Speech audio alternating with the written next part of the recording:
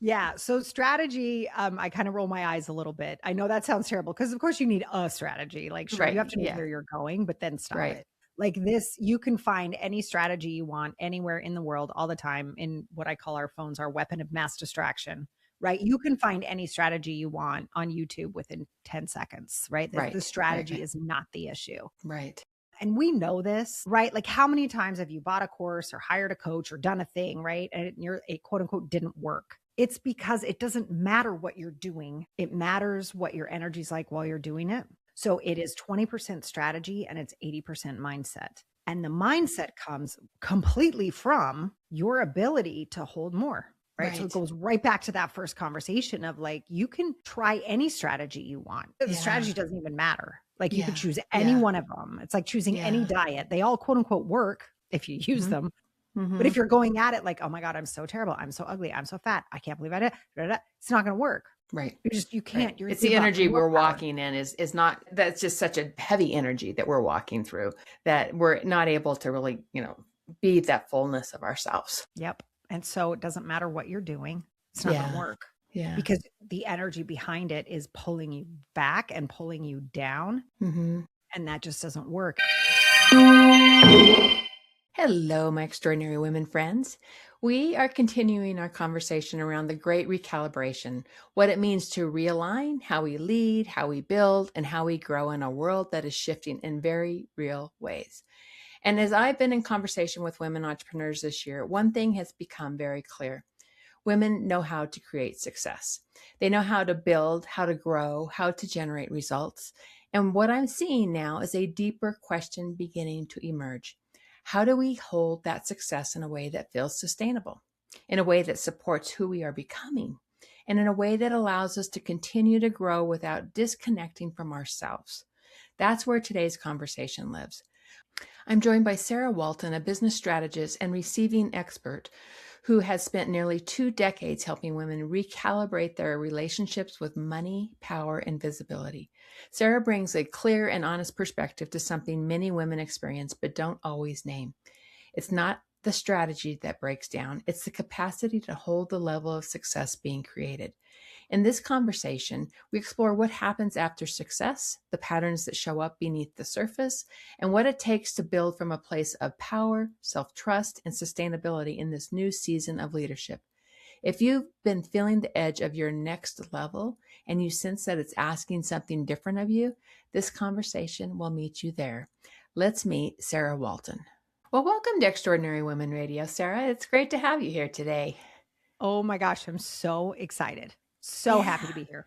Yeah, and it's like, we're wrapping up this whole recalibration theme, and we were just chatting about how you came onto my desk right at the last moment when I lost a speaker and I was trying to, figure out how we were going to close out the season, and it was perfect. It was totally perfect. So I think it was meant to be, and I love what you talk about. And so we're going to be talking about women's success, and then how women are really viewing success through a different lens right now. Yes. But I think what we're seeing is that a lot of women are finding that they're not able to hold success in a way that feels stable or sustainable. Mhm. Tell us a little bit about what you're seeing beneath the surface. Yeah. I mean, first of all, thank you for having this conversation because whoa boy, is it needed right now. Yeah. I think there's so many women coming into my world right now who are like, what is happening? Because nothing Hmm. feels quite stable, like you were Right. saying. Right. Um, and I tend to come into people's lives when they're ready to make more money. It just seems to be this intersection. They're like, okay, I'm ready to expand now. And a lot of the times I have to say, okay, but what are you actually holding right now?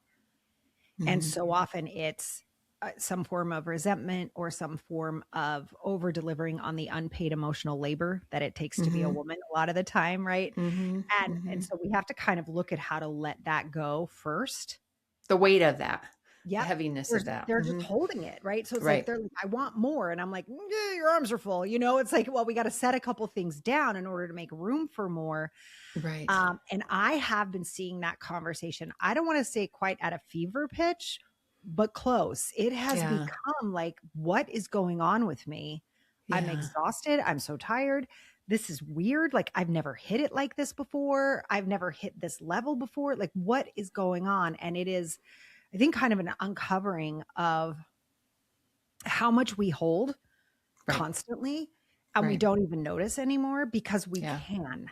Yeah. But that Yeah. doesn't mean it's appropriate. And that is Right. really kind of what I'm seeing under the radar is this kind of recognition of enough. Yeah. Like I'm kind of It, done with that. Yeah. Not yeah, in it's interesting. I did last year. I did a listening campaign where I just went out and spoke to just hundreds of women and just hearing what they were saying. And it was something that I heard over and over again, that they were no longer willing to do that, right? They had been holding it and they were no longer willing, and they were, going inside and they were making choices and they were saying, okay, something's got to shift here. And they were releasing a lot, which, that's, I think, a good thing. That's a good sign. Because if we are holding too much, it just becomes, and I remember even last year at one point where I found the word holding, like I felt it myself, right? It was like I am holding a lot. And when we recognize that, we can shift that.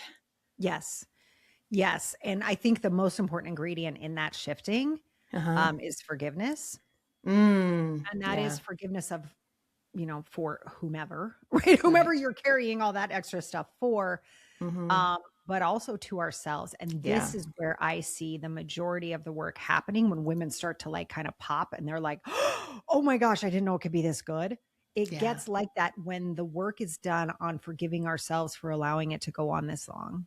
Yeah. Um, and there's so much around that. It can be a spouse, it could be parents, it could be, even the way we talk to ourselves. There's a lot here for us to work with because for Yeah. so long we've been Yeah. conditioned not to work with it at all. So this forgiving of Yeah. ourselves is, I'm finding, the biggest and most powerful ingredient in sort of cleaning up this situation. I love it. I love it. So something that you said really stood out to me. You talked about it's not the strategy, it's the capacity. Right. Can you talk a little bit more about this? I was like, yes, yes, yes, yes. Tell us a little bit more your thoughts on this. Yeah. So strategy, I kind of roll my eyes a little bit. I know that sounds terrible because of course you need a strategy. Like, sure, you have Right. to know Yeah. where you're going, but then stop Right. it. Like Mm-hmm. this, you can find any strategy you want anywhere in the world all the time in what I call our phones, our weapon of mass distraction, right? Mm-hmm. You can find any strategy you want on YouTube within 10 seconds, right? The Right. strategy Right. is not the issue. Right. And we know this, right? Like how many times have you bought a course or hired a coach or done a thing, right? And it quote unquote didn't work. Right. It's because it doesn't matter what you're doing. It matters what your energy's like while you're doing it. So Mm-hmm. it is 20% strategy and it's 80% mindset. And the Mm-hmm. mindset comes completely from your ability to hold more, right? So it Right. goes right back to that first conversation of like, you can try any strategy you want. The Yeah. strategy doesn't even matter. Like you Yeah. could choose any Yeah. one of them. It's like choosing any Yeah. diet. They all quote unquote work if you use Mm-hmm. them. But Mm-hmm. if you're going at it like, oh my God, I'm so terrible. I'm so ugly. I'm so fat. I can't believe I did. It's not going to work. Right. You Right. can't. It's the You got energy no we're power. walking in is not, is that's just such a heavy energy that we're walking through, that we're not able to really, be that fullness of ourselves. Yep. And so it doesn't matter what you're doing.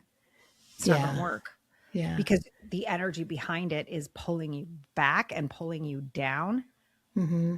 And that just doesn't work. And I think we're really inside of the entrepreneurial world. All of us, in the service industry online, all of us with podcasts, all these fun things, people are calling it the trust recession. Mm-hmm. And that's sort of right, I Mm-hmm. think. Mm-hmm. But I think it's also more of a reckoning, like you said, a recalibration of the nonsense of the burn and churn strategies, right? Again, Right. that were used for so long. And we're all like, why are we, stop it? I'm Yeah. not doing We're that. not doing that. We're We're not not doing doing, that. we put the stake in the ground and said no to No, that. that's Yeah. ridiculous. I'm not doing Yeah. that. And so sort of a trust recession. I think those of us that have online communities that really know us, people who've worked with us and really trust us, I don't think we're necessarily going through the trust recession. I think what we're Mm. noticing is how smart people are now, how in tune they Yeah. are to nonsense, right? They can just sort of feel it. And we Right. can too. Right. And I think as we Yeah. step into that with this energy of like, I can do this, I can hold this because I'm so trustworthy with whatever I do, I'm going to do a great job. Soon as we like sort of flip into that, it's so easy. Mm-hmm. Like all the Yeah. pressure's gone, all the stress is gone. And it's like, hi, I'm Sarah. What's going on? Right. And we just get to have fun, Yeah. Cami. And it's so much Yeah. better. So much Yeah, better. it is. It is so much better when we Yeah. can start. It's the relationships that happen once we get that other noise out of the way.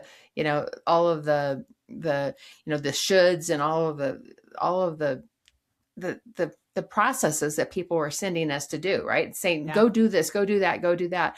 And that's where it feels so heavy. And people say, no, we're not doing that anymore.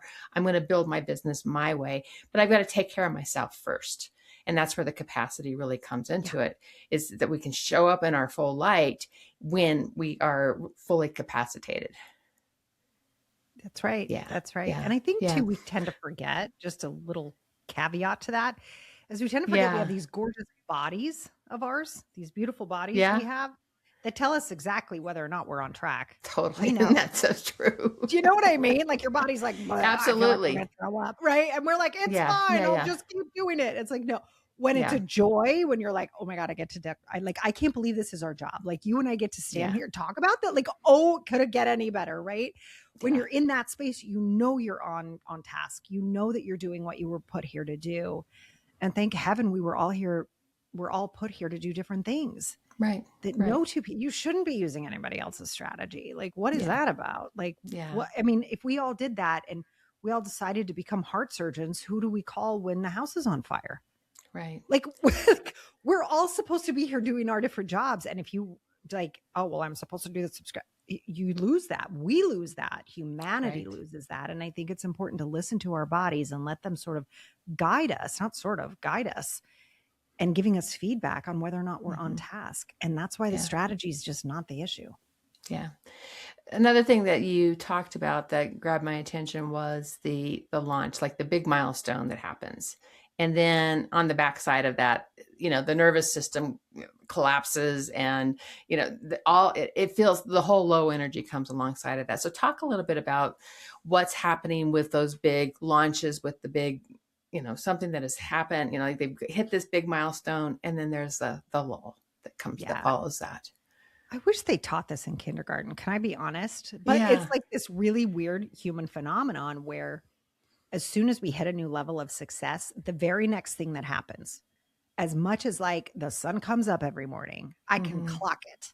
The very next thing that happens is your confidence drops. It's just a thing. It's crazy, right? Yeah, it's like instant. Like I tell people like, this is going so well.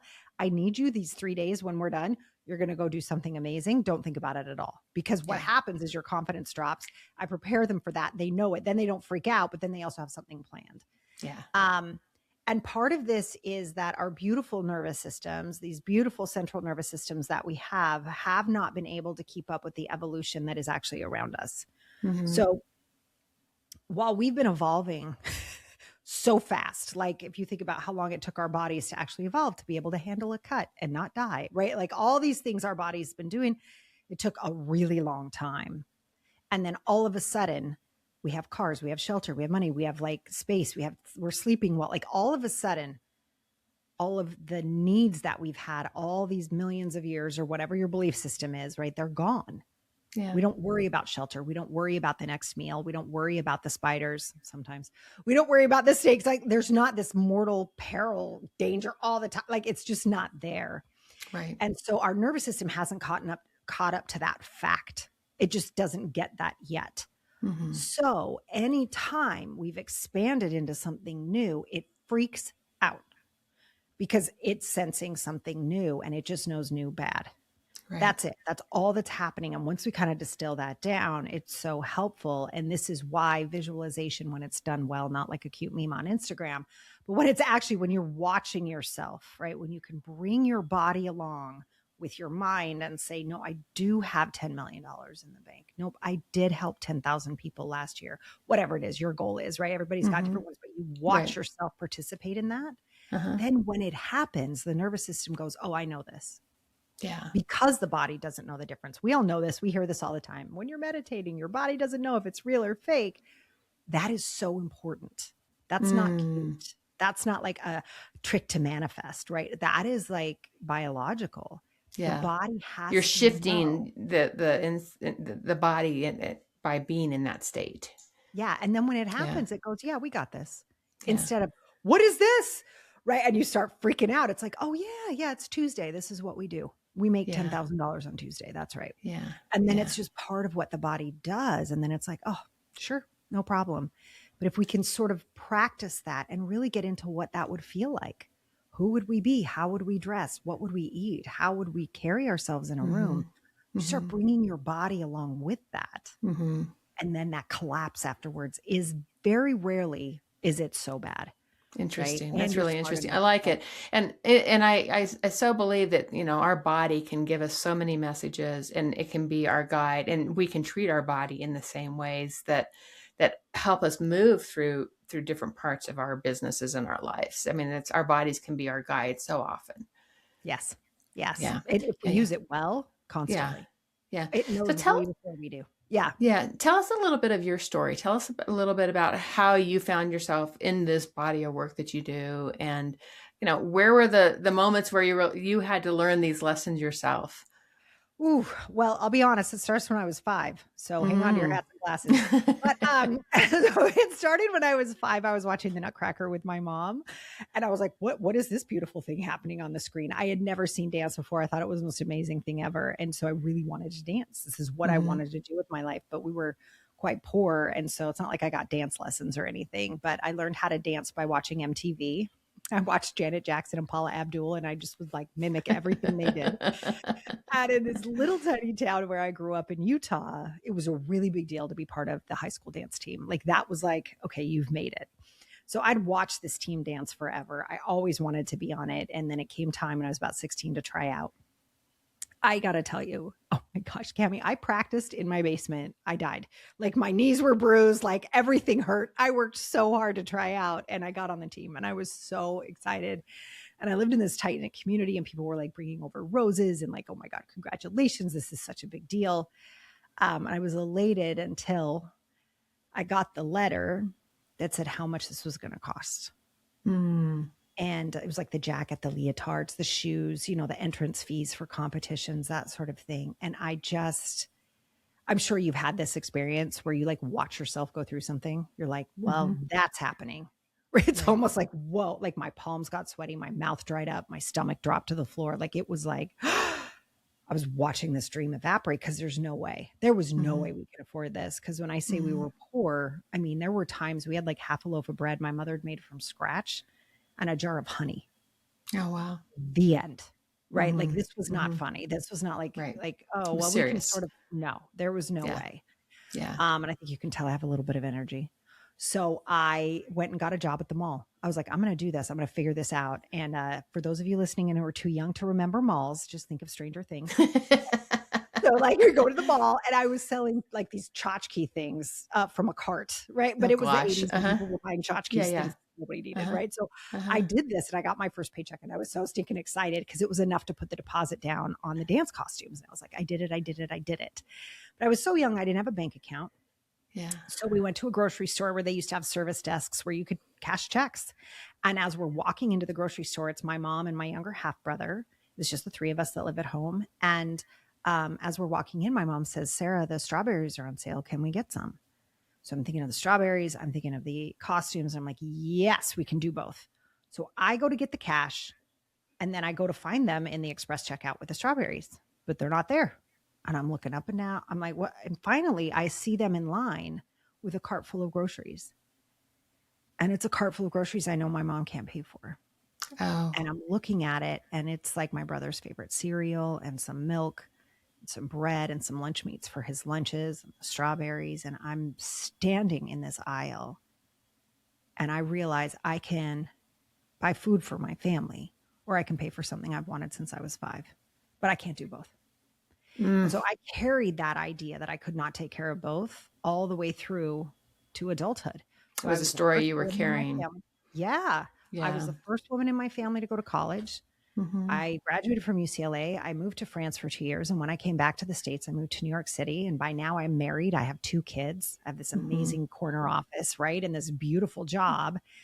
And one day I'm sitting in my office, and I hear the clock ticking away the seconds of my life that I cannot get back. And I realize I'm miserable. I'm absolutely miserable because I was making a lot of money, but I never saw my Right. children, and I hated it. And that at that moment, as the clock was ticking, I remembered that moment in the grocery store, and I was like, oh my gosh, a 16-year-old girl has been running my life. Oh my God. Right. And it was this moment where I saw every decision I made came from that belief that I said Yeah. to myself in the middle of a grocery store one day when I was 16 and I don't know anything. Right. Right. And it was a horrible experience to go through and understand that, like, I did have to use that money for the groceries that day, but I could have made it mean a lot of things. I could have made it mean I was amazing and I could always make money. Right. But what I chose was I can It's never. one or the other. Yeah. That's right.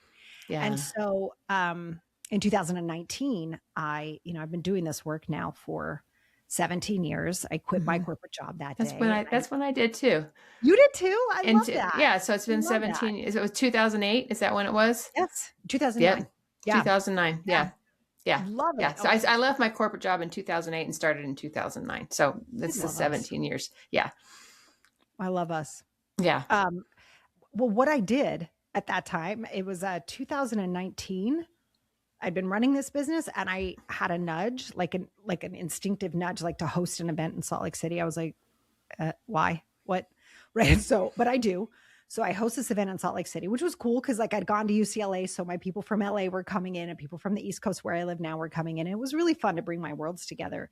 But the most exciting part was because I had bought the groceries that day, another mom on the dance team found out what had happened. She heard what had happened and she bought my costumes for me, which still makes me cry. Like, I still well up.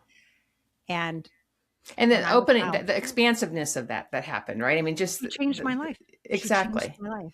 Yeah. And as I was hosting this conference, I look in the back row and I say to people, how many of you know this story? It's known as my grocery store story. And I was like, how many of you know this story? And, most of the hands go up and they said, how many of you remember that there was a woman who bought my costumes? Right. And they're like, yes, that was the best. It was like, she's sitting right there. Oh, and I got to bring her. I got goosebumps. I know. I got to thank her publicly. I was like, this is what happens when women have money. Yeah. Like, this is what we do. And had she not done that day, we wouldn't be here right now. Right. And it was just this gorgeous moment. And it meant so much to me to be able to do that publicly. And then she passed away in 2020. So it meant even more. Yeah. But it also doubled down my belief that we get nudges. We get the intuitive hits. And I would have never known that I would have missed that moment had I decided not to do that. Yeah. But I share stories like this all the time because we have access to everything we need. Right. If we actually allow it in. Right. And that goes back to your first question, is like, we're so busy carrying so much resentment, anger, busy. I don't know if I pee today, all that stuff, but look at what a good woman I am. Like, we carry so much of that around that there's no room for allowing amazing things to come through and for our intuition to lead us and for our bodies to be like, dude, this is not your path, right? We just don't have the room for it. Yeah. And so healing that is really the access to having moments like that. Yeah. It's finding the stories that are there that are holding us anchored and finding ways to turn those stories into a different story. Yeah. Yeah. So that we don't have 16-year-old girls running our lives. Yeah. Yeah. Yeah. Yeah. So good. So good. Yeah. Yeah. So let's just talk a little bit about what begins to shift when a woman raises her standard. And instead of adding more tactics or more effort, but they're just elevating their standards and how they're showing up in their business, how they're showing up in their life. What happens? Everything. I know that sounds like you're like, Sarah, that's not the answer, but no, it really is. So it's so interesting. I was just listening to the Mel Robbins podcast earlier today, and I was like, that's so interesting. I'm going to talk to Cami today because it just sort of fit. Like, she had on a celebrity stylist. And this woman was talking about how important it is every morning to go in your closet and not think about the rest of the world, but to just go into your closet and say, how do I want to feel? That's it. Right. And she's like, watch what you choose, because you might want to feel soft and beautiful. And like, all of a sudden, everything starts to change. And it reminded me of exactly what happened. That is a moment of, I'm going to shift the attention to me.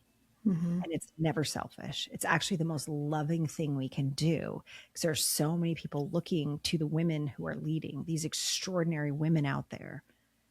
And they're watching us work ourselves to death, right? They're watching us not pee when we need to pee. They're watching us not actually say, how do I want to feel? And leading with that. And once we do, it is so, I can't underscore this enough. And I wish I had like new words, right? Because I would say it's so powerful, but it is so much more profound than that. Because when you shift your own internal energy and you walk into a room, everyone can feel it.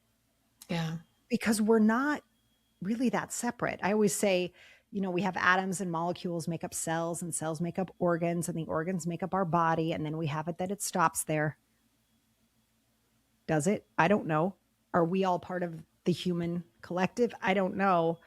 But I know enough that just as cells can read each other's energy, we can read each other's energy. And I think we're very, very connected, a lot more than, our weapons of mass distraction and technology would have us believe. But when someone walks in the room and you're like, who is that? Oh, yeah. Right? Yeah. You're like, who? And you lean and you're like, I need to know that person. Yeah. Yeah. Or like, that, I want that. Right? Like you just know, they don't even say anything. It's the presence with which they walk in. It is how much they take care of themselves, because that allows them to show up and be funny or be present or be warm or be kind or be loving, but also to be like, I don't have time for that. Yeah. Let me know how it goes. That is so exciting. Right. But there's no porous boundary because they come first. And that must happen in order for a woman to shift her environment. She's got to come first. Yes. And we were conditioned that it's the other way around. And these are small moments. Like I'm not talking about you need to meditate for 50 hours on the top of a mountain. I'm talking about moments like what I just heard on that podcast. Walking into a closet and choosing. Yeah. How do I want to feel today? And what's going to make me feel that way? Because if you're wearing something that makes you feel a certain way and you're not worried about what other people think about it, you are naturally more charismatic. You are the person everybody wants to know. They're like, and she looked amazing. What was she wearing? I don't remember, but God, she looked good. But you felt it. You felt it. You know it. And these are the tiny things that we as women can do to absolutely alter the course of our lives. And I always say massive transformation is never as sexy as we want it to be, right? Like we all want the year-end goal where we sit down and we're like, that's it. I'm making 7 figures this year. I'm doing the thing, right? It's so sexy, right? But that's actually not where it is. It's in tiny moments that are so freaking boring. We look that you're past choosing them. yourself. Yeah. Oh, I love it. I totally love it. Okay. So you've been in business 17 years and, this has been an interesting last few years for a lot of businesses. What do you see is happening in the future as we look to the future that every entrepreneur listening really needs to know? Yeah. I think, I'm kind of a little bit off the beaten path on this, but my career was in technology. Yeah. And I would say actually be very respectful of the limits of AI. And I know that sounds silly, but everywhere, everybody's pushing it on us all the time, everywhere, all the time. And what I want to caution business owners on is this idea that it cannot think. No. Okay. All AI can do is aggregate data, which is fantastic. It's very powerful. Use it to aggregate data. Oh my gosh. Yep. But remember, it's just regurgitating the internet. And remember, the internet's not always one accurate, good. Like it's kind of a little crazy there, right? So garbage in, garbage out. Yeah. And I think what I really want to warn or sort of allow people to see is that you are the most important asset in your business. The way people feel when they see your branding, the way people feel when they see your writing. We know in 2 seconds now, if you didn't write something, we can feel it. It's hollow. Yeah. And I think what I'm seeing is more in-person interaction. I think I'm seeing more in-person events. I've seen that too. Yeah. I mean, we're all feeling it too. Like for the other day, I was like, I need to go work in an office. I would never, right? Like you can't, I could never go work in an office, but I wanted that camaraderie. I was feeling you want like, the people around you. Yeah. This is new. Like that's not something that normally happens to me. I'm like, oh, I could be alone for days and not notice. Like, I love it. But this was like, oh, we're shifting. And I think we're all evolving together. And I think it will really Yeah. behoove business owners to pay attention to that. Notice in yourself first, Oh, yeah. what do you need? Notice it, feel it, experience it, and then share it. And you can share it through Yeah. marketing. You can share it in an email. You can share it through a phone call or through a face to camera live, like whatever your jam is. But I think this deep connection is how people are actually going to win right now. And I know it is so tempting to just be like, AI wrote my next 5 months of whatever. It's just, you're going to die on the vine. And I really, really want to warn people about that. Not because it's not useful. I use it all the time for like outlines or ideas or, hey, I'll put in my last 3 podcast episodes and go, what do I need to cover that I'm not covering here? Yeah. But I don't take what it says. Yeah. I allow it to spark ideas. Right. And I think that that's going to be really, really important for all of us as we move forward. Is that you and having your own opinion on things, right? Finding what it is your point of view is that you want to stand for, and not letting AI guide that. It's like you want to be leading that conversation. Yes. Please don't turn your brain over to AI. It cannot think. Yeah. And I just say that all the time. Please don't stop thinking. Yeah. Oh, I love it. I love it.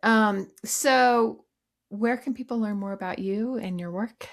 Yeah, sure. Well, you can come on over to sarahwalton.com. Come say hi. I have a YouTube channel. I love to give away a lot of free content. I think that's so important, especially today. And then you can also find me on Instagram. I'm the Sarah Walton, not because I'm the Sarah Walton, but because my name was taken. So you can find me as the Sarah Walton on Instagram and on YouTube. And you can come hang out with me on my website as well. There are a lot of really cool tools that we offer on the site. Awesome. And the final question I always close with is, what are 3 pearls of wisdom you'd like to leave with us today? You already know the answer. Your body will always tell you, and you deserve to rest. Awesome. I love it. Sarah, it's so great meeting you and getting to know you a bit more. And thank you so much for bringing your great wisdom to us today. Oh, thank you so much for having me. I've loved every minute of it. Yeah. Thank you.